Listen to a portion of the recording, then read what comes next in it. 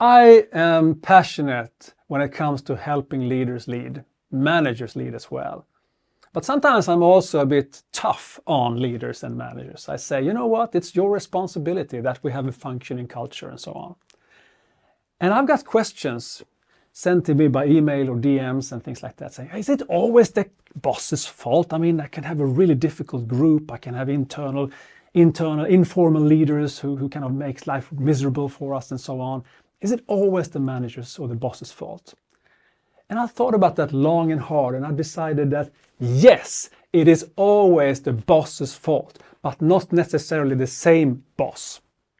For instance, if you have a boss that is bad, crappy, it's the boss's boss fault in that case. Unless they fix the problem, make sure that that boss is doing the job well and develop themselves into being a good leader, for instance, it's that boss's fault.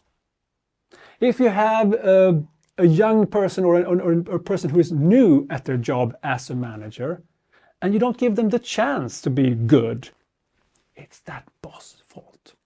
If you have somebody who is recruited as a managing director and you have all those informal leaders who make lives miserable for that person, so that at the very end they have to leave because the board doesn't really support that managing director, it's the board's fault, the chairman of the board in that case.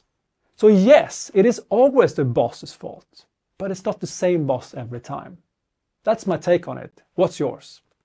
If you liked this, then share it with others.